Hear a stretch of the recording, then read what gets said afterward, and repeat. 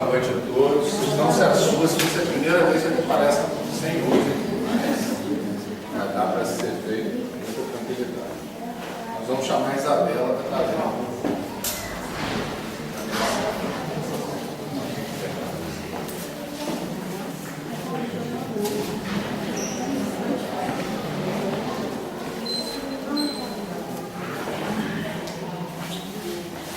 Reunião mediúnica séria.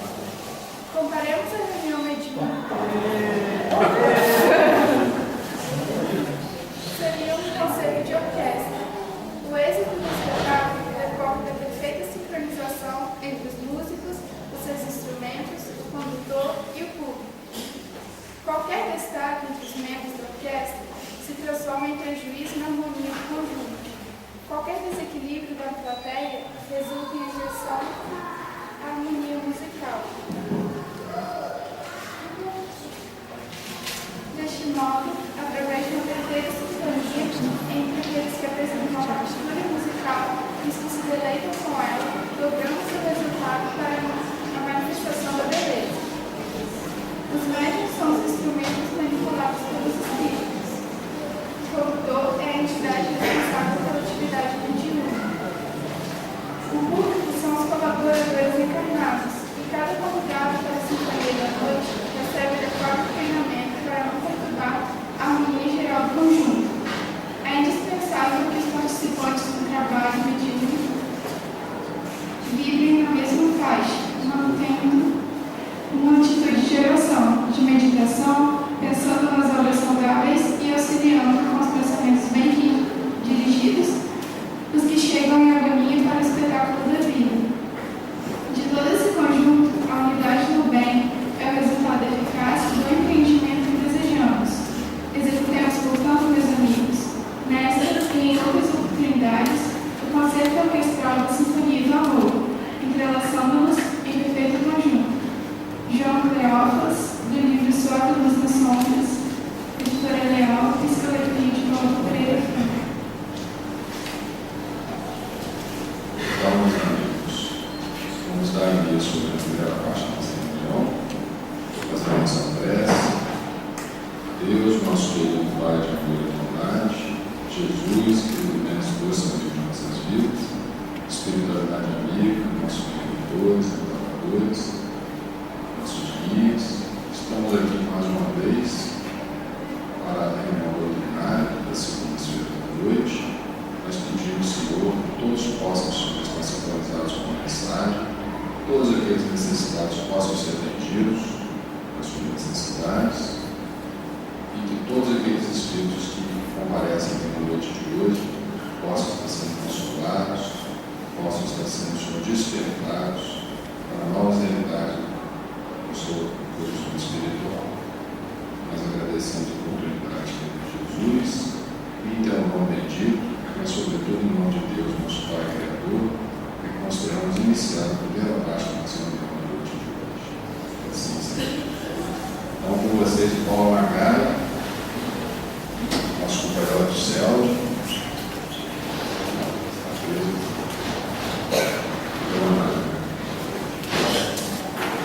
Boa noite a todos. É um prazer estar novamente aqui para estudarmos juntos.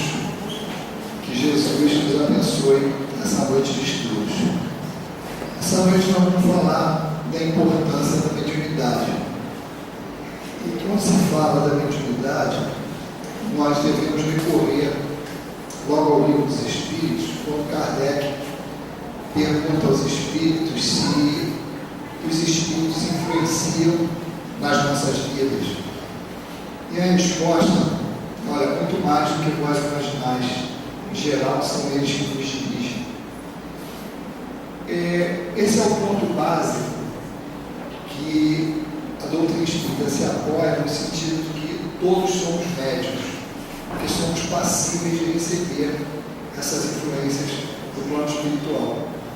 Mas tem uma diferença entre essa influência, que é natural no dia a dia de todo mundo, que é o intercâmbio entre os espíritos encarnados e todos os espíritos que vivem na face da Terra, independente da sua crença religiosa, e do local que esteja.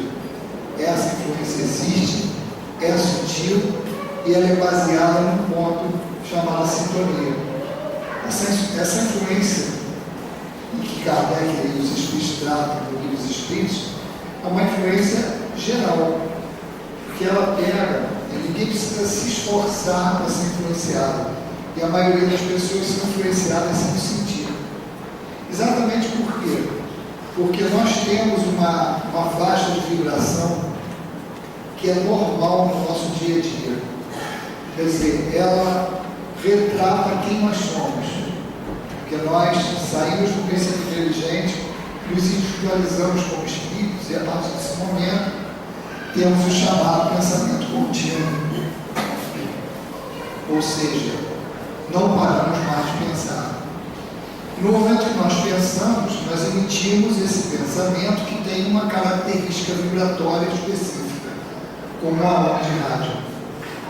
E é nesse ponto, nessa frequência vibratória, que os espíritos que estão em torno de nós, e quando nós falamos em plano espiritual, e às vezes nós falamos que eles estão lá e nós aqui, não, estão todos aqui orgulhando em dimensões diferentes, frequências vibratórias diferentes, mas no mesmo local.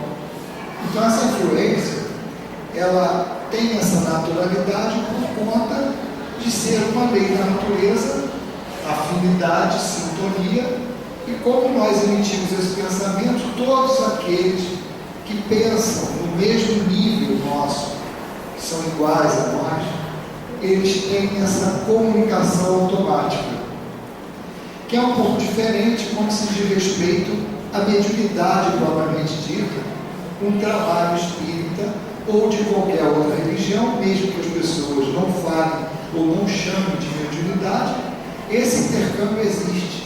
E muitos têm consciência disso, mesmo os não espíritas. E a diferença entre um e outro é que a mediunidade, que é definida ali no livro dos médiuns, ela tem uma característica: ela produz algo palpável. Não vamos entrar em detalhes nos tipos de mediunidade, mas nós só vamos dividir nos dois grandes grupos. Quando nós falamos dos efeitos inteligentes e dos efeitos materiais. Quando nós falamos dos efeitos materiais, entra o médium de passe. A transmissão do passe é um efeito material, um efeito físico. Uma psicografia, uma psicofonia, uma intuição no momento de um estudo como esse que nós estamos dizendo, é o chamado efeito inteligente, porque tem um conceito transmitido naquela comunicação. E materialização também pode ser um exemplo do efeito físico.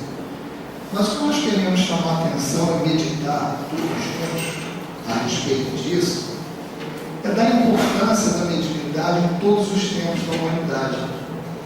Se nós formos, não vamos muito tempo não, vamos pegar só Moisés, que já foi definido como um grande médium. A partir do momento que sobe o monte e desce com os 10 mandamentos, aquilo ali, um exemplo de mediunidade. Jesus é algo um pouco à parte, era chamado médium de Deus, por conta da sua, e até uma frase séria, Jesus caracteriza isso: eu e o Pai somos um.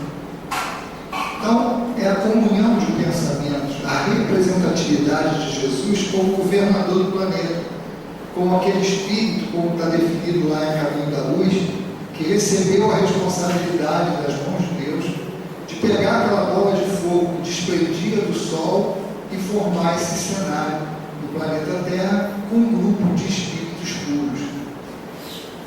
Essa característica de Jesus, de estar colocando para fora o pensamento íntegro de Deus, é uma característica de todos os espíritos puros. Já atingiram um nível que a lei já está, como a gente diz, no sangue. Não tem como agir fora da lei de Deus. Então, essa comunhão. E de lá para cá, nós podemos pegar a terceira revelação, cuja característica foi exatamente uma invasão espiritual para esclarecer tudo tudo aquilo que Jesus colocou. Se Jesus trouxe a lei, o Espiritismo trouxe o detalhamento, a explicação dessa lei, uma simplificação para o nosso entendimento da lei de Deus que Jesus trouxe para nós. E de lá para cá, a partir da codificação kardeciana, nós temos a mediunidade vista de outra maneira. Então, a mediunidade é essa característica, com o médium produzindo algo palpável. Nós já vimos em 3 grandes pontos da humanidade a importância dela como sendo um ponto de contato e de transmissão de conhecimentos da espiritualidade superior para nós que estamos encarnados.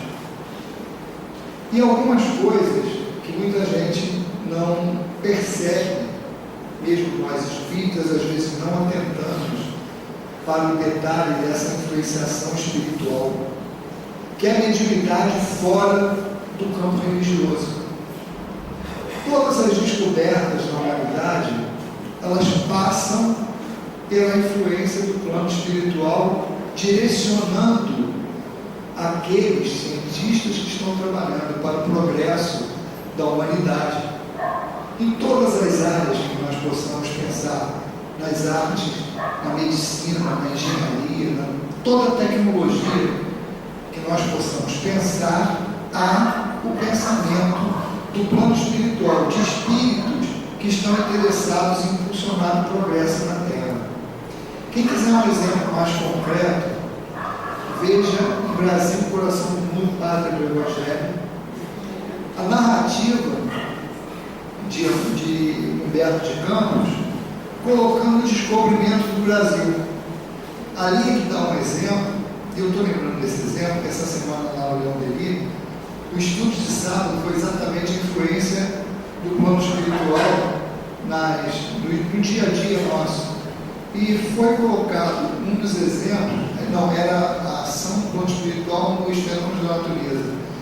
E a página inicial era essa página mostrando o descobrimento do Brasil, tirado do Brasil, coração do mundo, pátria do Evangelho, exatamente mostrando como as caravelas de Cabral foram sorrateiramente empurradas para chegar no Brasil.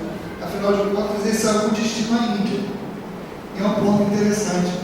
É um exemplo da influência desses espíritos trabalhando com os fenômenos da natureza, com aquela brisa, aquele vento empurrando as caravelas para o Brasil para cumprir um planejamento divino que era transferir para o Brasil, vamos dizer assim, o celo da responsabilidade da divulgação do Evangelho na Terra, o ponto central. Então, não há como nós esquecermos, deixar de lado e não prestar atenção no fenômeno mediúnico, mesmo esse movimento sutil que é caracterizado pelo todos somos médiuns, porque recebemos essas influências do plano espiritual. Nós escutamos dos artistas, das pessoas que trabalham com arte, dos compositores, a inspiração. E o que seria inspiração se não o contato dos espíritos amigos? E há um interesse muito grande que nós não percebemos e damos muito mais valor, porque todo mundo sabe dessa influência. E quem sabe raciocina assim, bom, somos influenciados. Mas nós damos muito mais valor à influência do obsessor, do espírito inferior, do que do espírito superior. Quando nós temos que analisar um ponto, a influência do obsessor é eventual. Por que ela é eventual? Porque aquele espírito está se aproveitando de uma situação, seja por conta de algum compromisso no passado que nós assumimos com eles, por conta da lei de ação e reação, isso vai voltar para a gente, há algum mal que nós fizemos para eles, provoca um sentimento de vingança, e como se tem uma ligação fluídica. Por conta desse compromisso, porque a afinidade ela não é só pensar da mesma maneira. Nós nos atraímos por aquilo que fazemos uns aos outros. A afinidade é um ponto de atração. A sintonia também é um ponto de atração, mas é caracterizada pela vibração na mesma faixa. Por isso que toda sintonia é uma afinidade, mas nem toda afinidade é uma sintonia, porque é a atração dos opostos. Quando eu faço um mal para você, eu me ligo a você, por conta daquele mal, aquele ponto em comum. E aí, essa ligação é facilitada. Mas essa influência do chamado obsessor, que às vezes a gente tem dificuldade de saber quem está obsidiando quem, que às vezes é o encarnado que obsidia o desencarnado, ela é eventual porque vai durar enquanto eu permitir. Porque ela só vai existir se eu permitir, se eu entrar naquela faixa vibratória.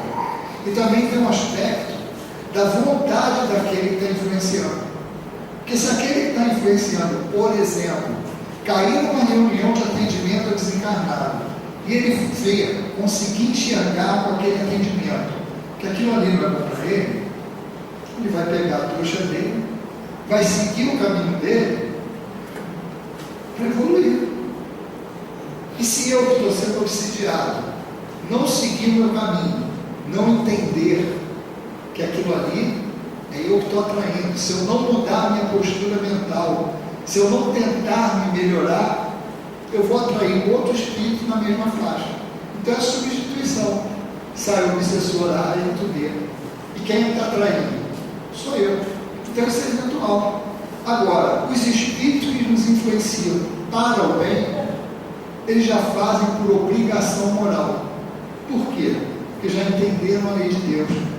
Então eles estão ali para nos ajudar. Conceito básico: todos nós temos um anjo do lado. Está lá no livro dos Espíritos bem claro. Qualquer um pode ser o pior espírito que esteja encarnado na Terra. Ele tem um anjo do lado. E todos temos espíritos familiares. Familiares não quer dizer só o espírito de ligação com o sanguíneo, não. São aqueles espíritos conhecidos. Por exemplo, nós hoje temos um grupo de relação. Pessoas que se gostam, trabalham junto, também são familiares, podem ser familiares da família consanguínea, mas criamos laços. Esses laços, sendo bons, eles geram compromissos e sentimentos entre nós. Então, quando alguns desses grupos alguns dos elementos desse grupo estão desencarnados e outros encarnados, eles são chamados de espíritos familiares e vão ajudar quem está aqui encarnado. É como se nós estivéssemos fazendo a prova e eles mandando a cola, querendo nos ajudar. E é obrigação. E por que nos ajudam? Não, é obrigação deles, porque eles já entenderam a lei. Quem entende a lei sabe que tem que fazer isso pelo outro.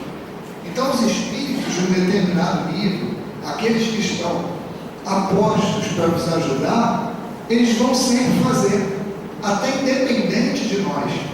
É claro que vai chegar um momento que, se nós não escutarmos esses apelos, essas intuições que eles colocam no nosso pensamento, eles vão parar, porque eles também não são trouxas. Mas não é porque eles não querem, é porque naquele momento eles estão vendo que não está sendo eficiente. Porque lembra que isso, pensamento é igual uma emissão de rádio. Se você não sintonizar, não adianta. Então, se ele está transmitindo e ele vê que o alvo daquele pensamento não está se mexendo, não está se movendo no sentido daquilo ali, ele para, porque ele não vai gastar força toda, mas ele vai ficar observando. E é o primeiro momento que aquele espírito encarnado der a brecha para ele influenciar, ou seja, ele ameaçar ligar o rádio, botar lá naquela sintonia, o espírito vai estar ali ajudando. E se vocês notarem, em diversos romances mediúnicos ou outras obras mediúnicas, nós vamos ter essa relação, em que o espírito estava ali. Também isso acontece muito nos atendimentos a desencarnados, que eles narram que não estavam vendo, que não vê ninguém, que não ouve ninguém. De repente, num atendimento desse, quando ele recebe um passe que funciona como um desentupidor de vias, mais ou menos assim, vamos dizer, está limpando a psicosfera dele, quando ele é sensibilizado por uma prece, quando ele está dentro de um ambiente em que ele tem como mudar o pensamento dele, aí ele percebe o que está em volta. Então a origem somos nós. Então essa é a importância da nossa postura, que às vezes as pessoas não entendem, como estão num processo obsessivo, uma orientação vem assim, olha, faz isso, faz aquilo, lê um livro, frequenta a reunião, e a pessoa está achando que aquela orientação é para transformar ela em espírito. Não é isso. É justamente para colocar a sintonia dela dentro de uma faixa aceitável para receber essas intuições boas e para se desligar dessa influência do obsessor. Porque milagre não existe. Vocês não viram nenhum letreiro ali na entrada, vem aqui que a gente te cura, vem aqui que a gente tira o demônio que está dentro de você. Que o demônio, claro, figurado, porque dentro da definição que as outras religiões colocam, o demônio não existe para a gente. Mas se tivesse algum, quem tinha que botar dentro e tirar somos nós. Porque ele não entra sem a nossa permissão. Ele só entra se a gente abrir a porta. Então é uma consciência disso. Voltando para o lado da mediunidade de uma maneira geral, você vê que em todas as épocas, espíritos são lançados à Terra com a missão de nos conduzir para mais adiante, de nos ajudar no progresso, encarnados e desencarnados também. Ficam no plano espiritual, continuando o trabalho que fizeram quando estavam encarnados, intuindo e ajudando aqueles que estão trabalhando naqueles ramos. Por exemplo, um espírito que foi médico, encarnou e teve uma atuação na medicina. Quando ele desencarnar, ele vai continuar trabalhando com isso, influenciando os médicos que ficaram aqui. Os cientistas, as pessoas que trabalham com arte, mesma coisa. E é esse fenômeno mediúnico que provoca isso. E esse é aquele mais sutil que nós falamos, que é o todos somos médicos. Agora vamos para dentro do cenário religioso. Dentro do cenário religioso, a mediunidade sempre surgiu como sendo um ponto forte de ligação entre as coisas divinas e as coisas do mundo. Em outras épocas, o que nós fizemos? Nós deturpamos todo o ensinamento divino. Por quê? Porque nós queríamos adaptar, e sempre fizemos isso, e fomos nós. O espírita tem a obrigação de ter essa visão. Quando aponta para trás, para falar do catolicismo ou de outras religiões, o espírita tem que entender que éramos nós que estávamos reencarnados naquela época, fazendo essas coisas com a religião. E por isso hoje nós temos o compromisso de reharmonizar tudo aquilo que nós desarmonizamos, de colocar no lugar tudo aquilo que a gente tirou, de equilibrar as cabeças que nós desequilibramos no passado. Esse é um compromisso que nós temos todos. Então, com o advento do cristianismo, tudo que aconteceu depois, com a organização da Igreja Católica, que com certeza a gente não sabe se aqueles que estão chegando aqui dentro do Espiritismo têm esse compromisso, mas com certeza médicos, trabalhadores de uma maneira geral, dirigentes principalmente, todos esses que estão agregados ao trabalho espírita têm um compromisso. Isso aí pode escrever-se lá embaixo, não pode ter dúvida nenhuma disso, porque nós estamos nesse meio religioso há muito tempo. Então, todo aspecto mediúnico daquela época, que era a pureza, por isso, o Espiritismo, quando veio assim, viemos retornar ao cristianismo primitivo, porque as comunicações entre o plano de encarnados e desencarnados eram tranquilos. As conversas, tudo girava em torno disso. E quando nós começamos a mexer com esses conceitos religiosos para adaptar as nossas falhas, nós começamos a deturpar isso tudo. Hoje, os centros espíritas, vamos dar um salto. Pasme que a maioria dos centros espíritas revelam os espíritos hoje em dia. Interessantíssimo. Muito por conta de quê?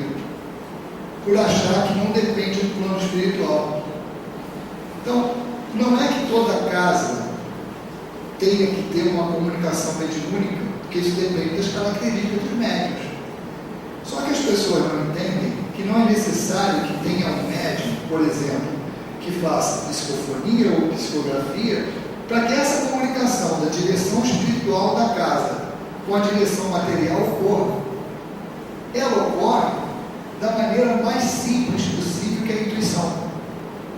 Os dirigentes da casa, eles estão, se tiverem juízo, estão em constante comunicação com a direção espiritual, mesmo que essa comunicação não seja uma comunicação exacerbada, materializada. Mas se aqueles que estão fazendo parte da direção da casa estão imbuídos no mesmo objetivo, o objetivo de levar a casa para o progresso, com certeza a direção espiritual vai estar junto e atuando com esses indivíduos. E quando você olha o corpo mediúnico, que aí você vai já olhar para o lado mais, que é mais visto pelos frequentadores, que é o lado mediúnico do momento do passe, que é um efeito físico. Mas nesse momento também, nós temos que enxergar, e vai ter, vamos eternizar isso, a importância da mediunidade para a casa espírita. A importância da mediunidade para a casa espírita é manter esse contato entre a direção material da casa e a direção espiritual, que não necessariamente precisa ser de um contato materializado, mas sim uma predisposição de todos os trabalhadores da casa de contactar a direção espiritual, e assim será. Para o médium em si, o médium que já é espírita, que recebeu já todo o estudo da mediunidade, o entendimento do que significa a mediunidade, já não pode ter mais aquela postura que a mediunidade é para pagar. Isso aqui é porque eu cometi erros e estou tendo oportunidade com a mediunidade para me redimir. Não é só isso, é também isso. Mas é muito mais do que isso. A mediunidade, ela é uma oportunidade que o médium tem para ter o contato mais estreito com o plano espiritual, ainda encarnado. Todos os conceitos que vêm junto, vem a reboque com a mediunidade, e aí já começa também a ter importância da mediunidade para quem frequenta. Porque quem frequenta e vem com a dor, talvez venha esperando um milagre. Mas o milagre, da maneira como as religiões anteriores colocam, não existe. O que existe sempre vai existir, sempre existiu. É a ajuda do plano espiritual para proporcionar o melhor estado de equilíbrio para aquele que procura ajuda. Isso pode ser a cura ou simplesmente manter um equilíbrio para que a pessoa consiga continuar a sua vida. Então, isso sempre vai ter. A cura ou não vai depender muito mais do que a gente fala assim, de ter cabimento dentro do cenário reencarnatório da pessoa, do que de qualquer outra coisa. E às vezes quando se fala assim, depende do mérito, e nós às vezes entendemos o mérito como se tivesse alguém só, você merece, você não merece, você merece, você não merece. Não é isso. O mérito é muito mais nesse sentido. Eu já tenho condições de não precisar daquela dor para seguir o meu caminho. Aquela dor, se ela não for mais necessária para eu cumprir a diretriz que me foi dada nessa encarnação, ela vai tirar, ela vai sair, porque não tem mais propósito. A dor não existe só pela dor. A lei não é punitiva, ela é corretiva. Ela é fruto do nosso desequilíbrio. Se eu naquele ponto, é claro, não é algo assim homogêneo, são vários pontos de equilíbrio e desequilíbrio que nós temos. Os pontos que nós estamos equilibrados, eles geram saúde em determinadas situações que têm a ver com aquelas situações. Em outras condições, os pontos de desequilíbrio, eles têm como consequência um desequilíbrio em órgãos que têm a ver com a falta, com o vício. Então, se eu já não preciso mais daquele impulso para que eu me equilibre naquele ponto, em determinada situação, aquela dor não é mais necessária. Então, é uma condição em que a cura naquele momento, ela é plausível. É só pensar numa coisa. Jesus, quando esteve encarnado, ele não curou todo mundo. Aí faz uma pergunta: por que ele não curou todo mundo? Será que ele não quis? Não, porque uns tinham cabimento de ser curados, os outros não. Nem Jesus pode derrogar a lei. Às vezes é meio estranho, porque as pessoas, não, Jesus pode tudo. Não, não pode tudo. Ele não pode tudo porque ele não vai derrogar a lei. Ele nunca vai fazer algo que seja uma derrogação da lei. E a cura, ela depende de quem está sendo curado, não depende do outro. É fácil entender o mecanismo disso. Tem pessoas que você vai lá, dá paz, ela tem uma recuperação orgânica boa, ela vai lá, está equilibrada, tranquila. Passa um tempo, ela volta com o mesmo problema. Por quê? Vai no pet mais. Se retornou o problema, você pode ter curado o lado físico. Isso acontece até com casos clínicos materiais. Um exemplo mais materializado. Uma pessoa que está com câncer, vai lá e extirpa a célula cancerosa. De repente, passa um tempo, a pessoa volta o câncer de novo. Por quê? Porque a matriz, a célula do corpo perispiritual, no caso do corpo espiritual, que já está instalado, ela, quando se renovar, ela vai se renovar com o mesmo desequilíbrio. Por quê? Porque a cura foi só no físico, a intervenção foi só no corpo material, que foi no corpo espiritual. Porque o corpo espiritual só se reequilibra em consequência do equilíbrio do espírito. Então, a mediunidade, ela não pode ser vista como uma ponte entre o milagre e o paciente. Sempre vai ter um ponto de equilíbrio, uma ajuda, mas não pode ser vista como milagre. E o médium também não pode se ver como um milagreiro, ou como alguém que detém o poder. Então a mediunidade, ela tem que ser muito bem entendida pelo próprio médium primeiro. Por quê? Porque todos os médiuns que a gente conhece, pela história, pelos antecedentes, que quiseram se colocar acima do poder da espiritualidade, desceram a ladeira abaixo e se perderam. Então o médium tem que ter consciência que é um instrumento que é importante no processo, mas ele é somente um intermediário. Um exemplo para ficar bem claro isso. Porque o médium às vezes diz, eu curei. Ou até nós, que trabalhamos com a palavra, o estudo, eu fiz um estudo maravilhoso. Só que quando a gente faz alguma coisa errada, o que a gente faz logo? A gente procura uma desculpa, foi o obsessor.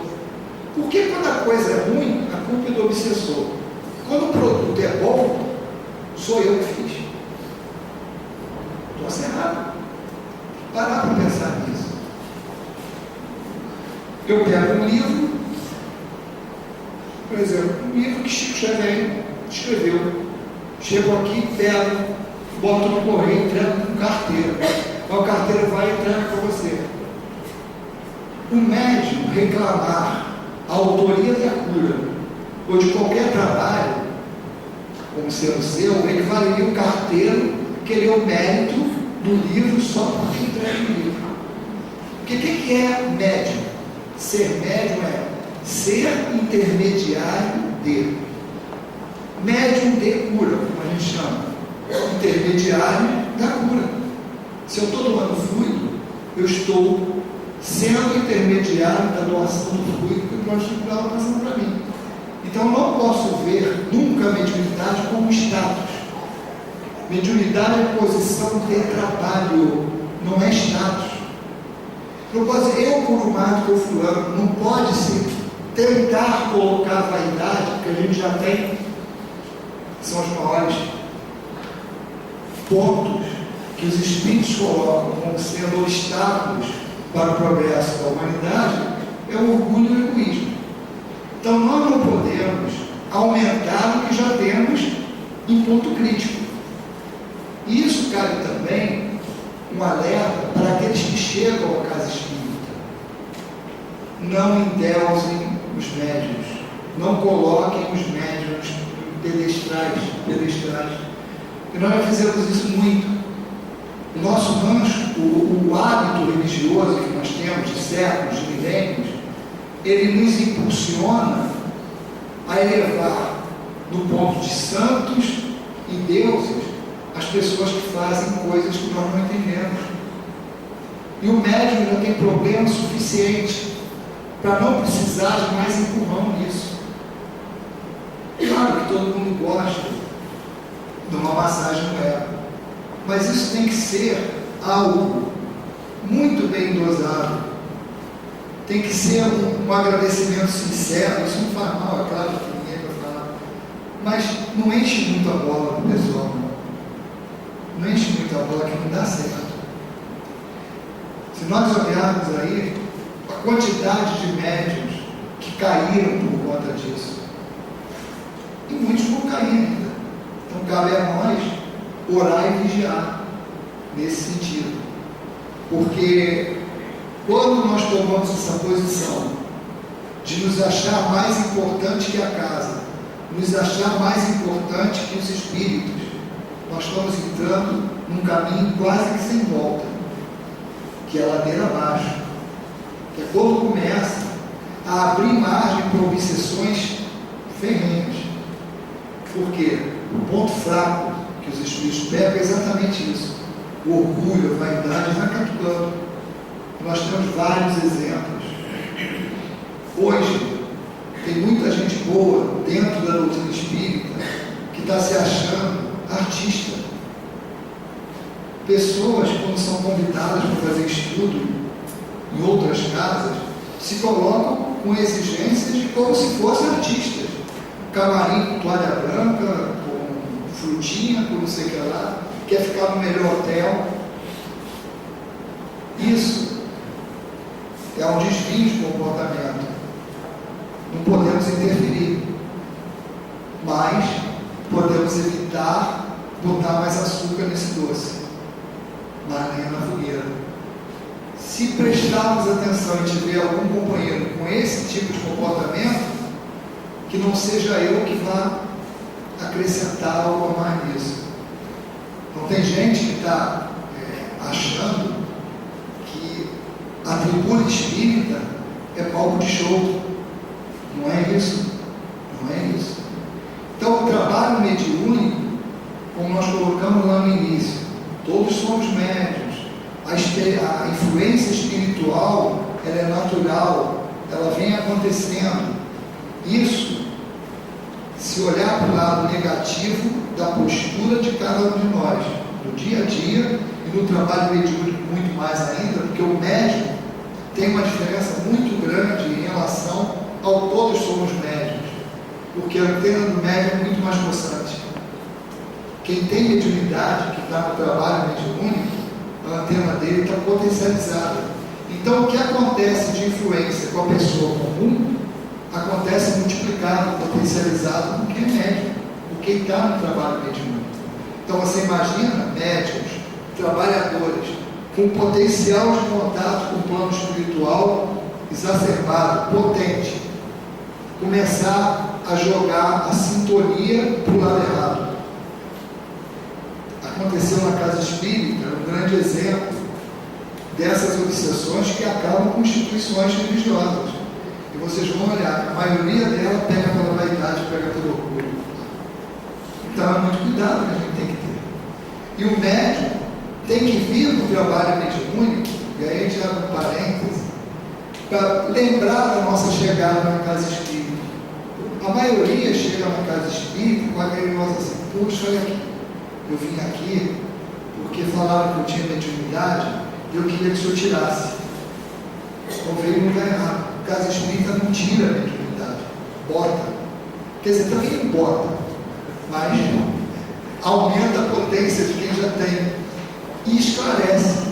Então a pessoa, a maioria, claro que tem alguns que chegam mais conscientes, mas a maioria chega pelo inconveniente que o fenômeno mediúnico provoca nas pessoas, que é normal.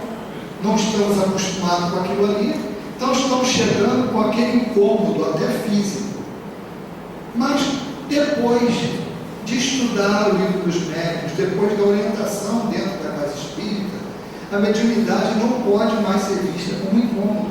Ela tem que ser enxergada como um processo ou um instrumento que vai melhorar, vai me ajudar no meu processo de evolução como espírito. Porque nesse ponto, nós temos que chamar a atenção também para um detalhe que a gente esquece. E os espíritos falam, olha, nós não queremos ninguém obrigado, nenhum escravo. Nós queremos companheiros de trabalho. Então, de repente, todos os médiuns que têm trabalho mediúnico, com certeza, aceitaram isso no plano espiritual. Não tem como dizer que a mediunidade foi imposta. Não existe isso. O que existe é parceria. Isso, no máximo, teve uma conversa com o mentor espiritual e falou assim, olha, você não quer, já que você vai reencarnar, você quer ser espírita, você não quer ser médium para te ajudar? Exatamente por quê? Por causa desse contato com o mundo espiritual. Nós não valorizamos isso. Olha para ir para fora do mundo. Quantas pessoas vivem sem ter a certeza da imortalidade da alma? Mesmo que teoricamente as suas doutrinas confirmem isso. Mas como é que a gente pode medir isso? É só ver o desespero que as pessoas sentem quando perdem um ente querido. Ninguém olha para a morte como um até logo. A maioria olha como a Deus. Isso é sinal de quê? Que não acredita na imortalidade. Porque se acreditasse, não teria motivo para desespero. E se está se desesperando, dizendo que acredita, para e vai reforçar em si esses conceitos. Porque se nós realmente acreditamos na imortalidade da alma, não tem cabimento entrar em desespero por causa da perda de um ente querido. Tristeza é lícito, todo mundo vai ter, sentir a falta, mas que seja sentir aquela falta, sentir aquela saudade, como de alguém que viajasse. Acho que um dia não vou te encontrar de novo. E não como alguém que sumiu. Que é isso que nós observamos. E o médium, mais do que ninguém, pela experiência dentro do trabalho mediúnico, ele está cara a cara com o ambiente do plano espiritual. Aí eu pergunto, pode duvidar? Não é uma prova? E sendo uma prova, não é uma bênção ter isso? Fora outras coisas, nós estamos falando do trabalho, que mesmo sendo um trabalho de efeito físico, aquele contato com o mundo espiritual é uma comprovação. Aqueles que vêm receber o passe, não vê, não sente muita coisa, não percebe, mas olha o fato que está acontecendo. Quando entra dentro de uma casa religiosa, que não precisa ser a casa espírita, que tem um momento de prece, de meditação, e que entra em contato com esse mundo diferente, com energia diferente, e que sente que dentro dessa instituição religiosa está diferente do que ela fora. Sente o benefício. Se na hora do passe veio sentir um arrepio, sentiu isso, sentiu aquilo outro, o que é isso, gente? É a presença do plano espiritual. Quando se lê um livro mediúnico, quando você tem informações que os livros mediúnicos trazem, não é uma bênção da mediunidade? Trazer para nós informações do plano espiritual, qual é a vantagem disso? A vantagem é que aquele que estuda dentro da casa espírita, aí é o diferencial. A casa espírita tem essa diferença em relação a outras doutrinas.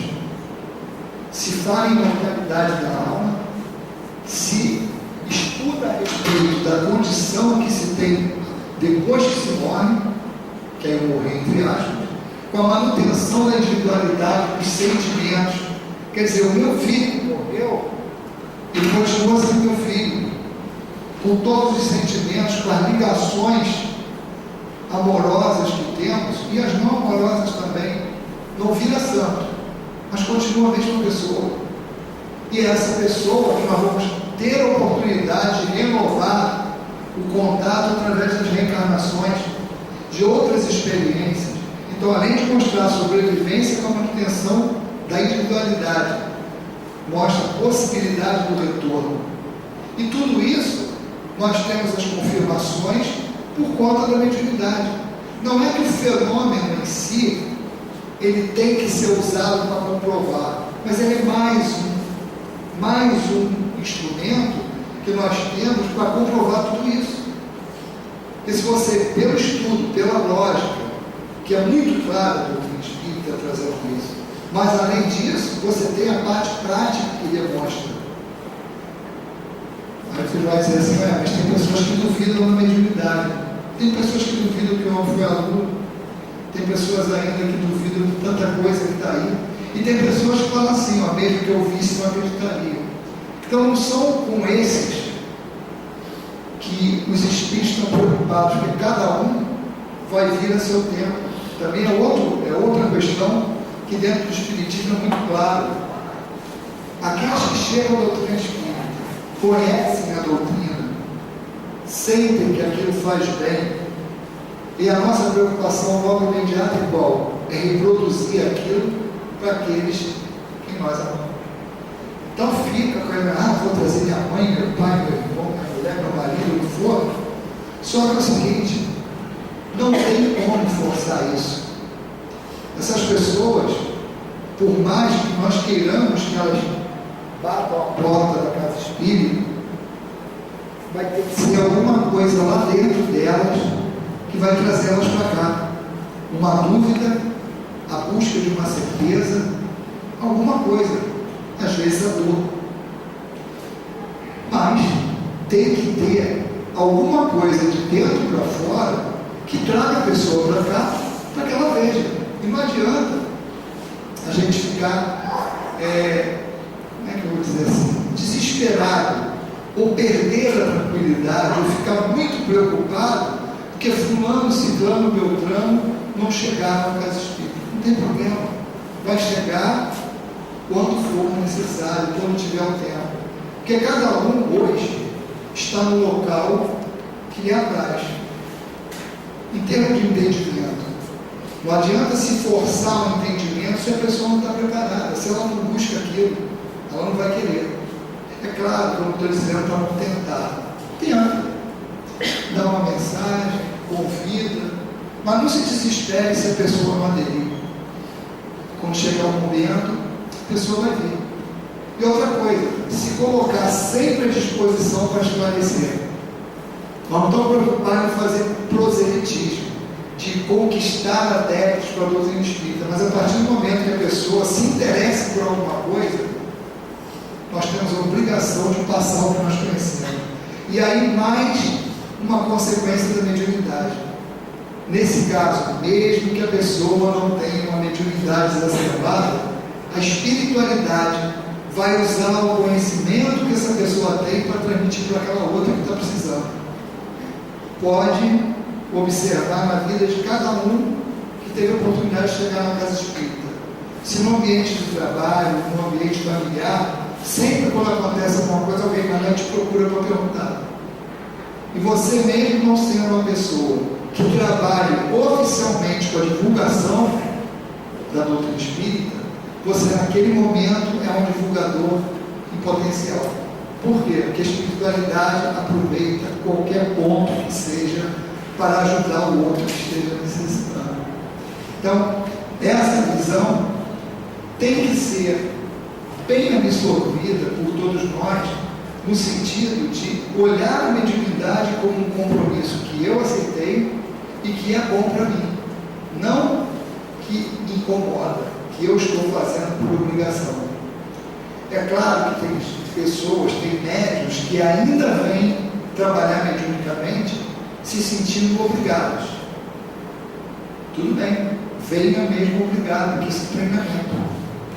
Mas começa a parar para pensar nos benefícios que a mediunidade traz primeiro para cada um de nós. E na casa espírita, ela é muito importante no sentido de manter a ligação dos encarnados com os desencarnados. Porque todas as vezes, se olharmos para trás, desses milênios que se passaram, principalmente no que diz respeito dos pensamentos religiosos, todas as vezes que quisemos andar sozinhos, sem a orientação do plano espiritual, fizemos besteira. Deturpamos os ensinamentos, criamos doutrinas e pensamentos estapafúrdios e sempre acomodando para os nossos destemperos. A postura mediúnica de uma casa, como conjunto, voltada para a sua direção espiritual, mesmo que não saiba o nome do espírito, que não saiba quem é, isso não é importante. O que eles estão preocupados é que esse corpo mediúnico esteja feito a receber da direção espiritual da casa as orientações e a sustentação necessária para o andamento e a condução da casa. E um ponto, como entender, como ter a certeza que a direção material está seguindo os parâmetros designados pela direção espiritual da casa. Tem um parâmetro muito simples. Só observar casa que mantém estudo, mantém trabalho de assistência social, mantém um grupo equilibrado, o resultado é casa cheia, tanto nas reuniões públicas quanto nas reuniões de estudo sistematizado. Cheia que eu estou falando, não é no sentido de ter multidões aí, mas você observar que a procura é crescente. Por quê? Porque quem vem procurar, retorna porque achou que veio procurar. Se a casa está equilibrada, é tranquilo, é fácil de ver. Quando você observa as casas que não têm compromisso dos dirigentes, que o estudo sistematizado não está instalado, a casa parece, sabe aquele negócio que eu falo aqui? E parece que enterraram a cabeça do burro aqui. Exatamente isso, parece que não anda. Mas não anda por quê? Porque não tem comprometimento. Esse é o ponto. E as casas que andam, que evoluem, que você vê o crescimento, é porque é resultado de um trabalho sério. É claro, você vai, mas tudo que enche é bom? Não. Mas tem que ver o que se propõe. Se você abrir uma casa aqui dizendo que cura, que faz tudo que tem direito, vai encher. Mas vai encher de que tipo de pessoas? De pessoas que querem ser enganadas. E isso tem muito lugar. Mas o trabalho sério não. Então a mediunidade ela é muito importante para o médium em si, porque é instrumento de progresso. Para a casa, pela manutenção da ligação com o plano espiritual dirigente. E para todos que frequentam, pela possibilidade da comprovação da imortalidade da alma, da manutenção da individualidade, da possibilidade da comunicação, mas acima de tudo, da transmissão dos conhecimentos superiores para nós. Porque se nós pararmos para pensar, porque nós não queremos prestar atenção que o fenômeno mediúnico é mais importante do que a doutrina, não é isso que nós estamos querendo falar. Nós estamos querendo dizer que a mediunidade é importante nesse contexto, porque é através da mediunidade que a gente tem contato com o plano espiritual. E se nós olharmos as obras básicas e os livros complementares que foram colocados depois, o quanto de conhecimento, o quanto de revelação foi trazido para nós. E qual é o caráter da revelação? Vamos ver lá na Gênesis. Revelação é algo que é trazido para nós como um adiantamento. É uma informação que nos é dada e que se nós fôssemos buscar por nós mesmos, levaríamos muito mais tempo para tê-las. Então, essas revelações que a doutrina espírita coloca, vou dar um exemplo de uma que para mim é fácil lembrar, porque a gente trabalha na medicina espiritual muito com isso.